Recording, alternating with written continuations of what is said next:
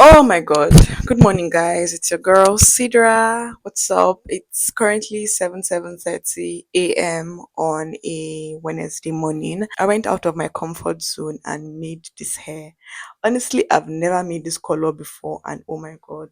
I don't know what you guys think. Do you like it? Cuz I feel a little insecure about carrying something that's just kind of like very bold, but I think I'm getting used to it. I think I like the style. I think it makes my face look like I got a facelift or something. Right now, the reason why I'm this like awake by this time of the morning, already ready to head out by this time of the morning, is because I have a couple of bank errands to run, and if you know, you know, it's always better to go early to the bank. So I want to go to the bank, and I also want to get my clothes from the dry cleaners today. So yeah, this is the hair. What do you guys think? I'm already dressed and ready to head out. I don't know how the camera is going to make me look this morning because the light hasn't really come in. But I hope I look, the way I feel I look. So yeah, I think that's all the updates. I'm going to try as much as possible not to make this vlog too short or too long.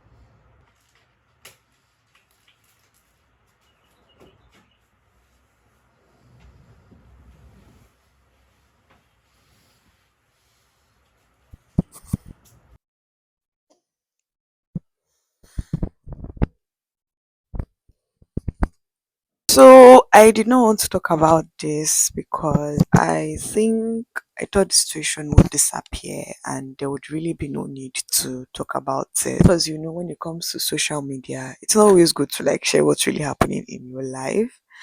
Some things are just meant to be personal.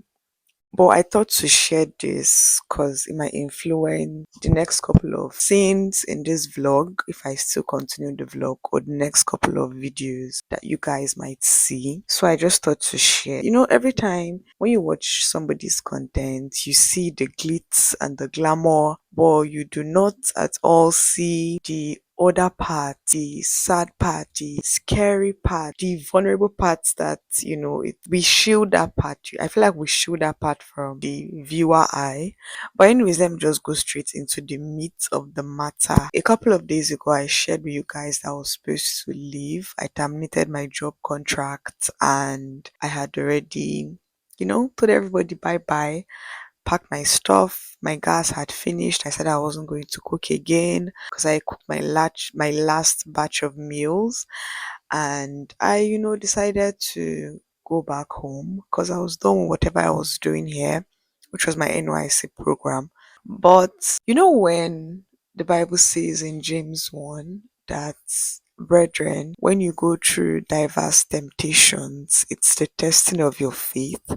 And then it says it's like the working of your patience because your patience has to be perfect. I'm paraphrasing here, but it then continues to say that God is not the bringer of evil. He is good, He is kind, He is light. So whatever is happening is just to test your patience. And literally, that's the story of my life right now. I got into a pickle and literally I wouldn't want to go into the details of it, but it feels like I'm stuck.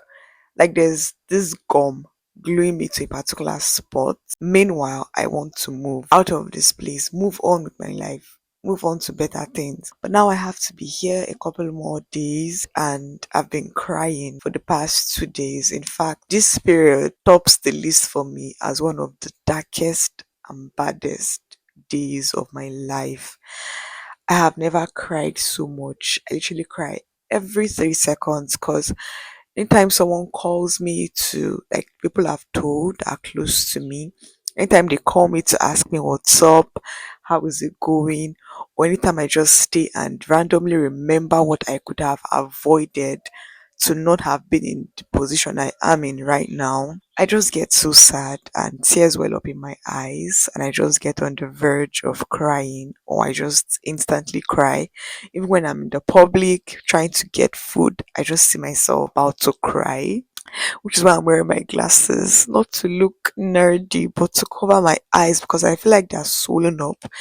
They were red yesterday, but today they are better. They're just swollen up, and I feel like I just want to at least look presentable when I share, this part of my life with you guys. So I was supposed to finish my NYC program, and all of a sudden I get news that I cannot finish because I have uncompleted business with them. Apparently, I have issues that I didn't know I had that just came up from nowhere. Issues that sounds like it was orchestrated by somebody somewhere in the government to try to hold me down here. And it's funny the way I've tried to sort out everything. I've cried. I've literally cried to them, to the officials. Like, I've tried to be a strong person, but strength is failing me. And each time I just go back to my Bible, I remember the promises of God. And I remember how, God gives us strength. It says that He will renew our strength when we are weary.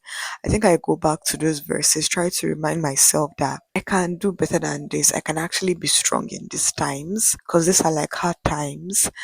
And it feels like I'm stuck because I already had plans. I journal a lot. So I literally, in my timeline, in my schedule, I'm not supposed to be here. And my life is supposed to be moving. This is the period where I was thinking I was going to be able to move on to better things, try to sort out other things that are waiting for me. And right now I'm just here stuck for reasons that when I tell you about these reasons, which I don't want to, you'd be really shocked at how something so small could create such a big damping effect on my life and just keep me here, keep me stuck here. It's been a whole lot.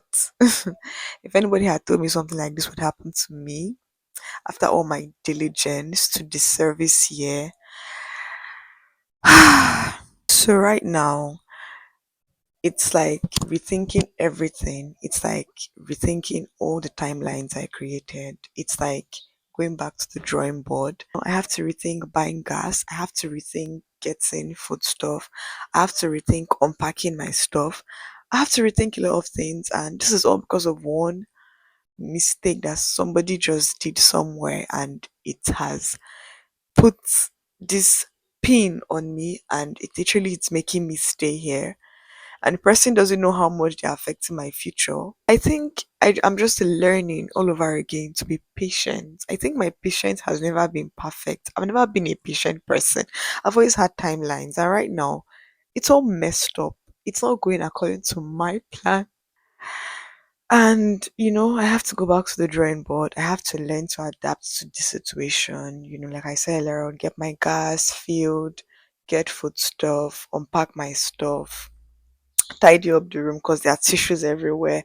I'm on my period. I'm literally battling with emotional, so much emotional, I don't know how to explain sadness in words. And I'm also battling with the menstrual cramps that are eating me up because my period started on the exact day that this whole thing happened. So there's the menstrual cramps, there's the emotional turmoil I'm going through, and then there's just the whole patience that I have to learn again.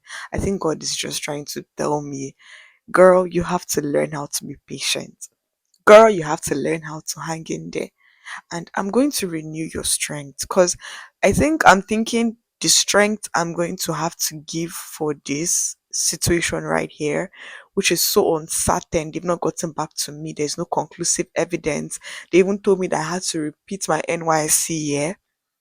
So right now, they've not gotten back to me on what is the punishment for the very small mistake that I hadn't committed that was their fault. God is saying to me, I have to hang in there, I have to learn patience, and I just have to keep on talking to Him, which is what I've been trying to do. Because the first few days, I'm not even going to lie, I was shaking to the core. I wasn't greeting anybody, I wasn't talking to anybody, I was just crying. But right now, I'm starting to get a bit better and I'm starting to feel strength, which I literally know it's not my strength. It's literally God just renewing the strength of my heart, of my mind, of my bones, of my body, and helping me adapt to this situation.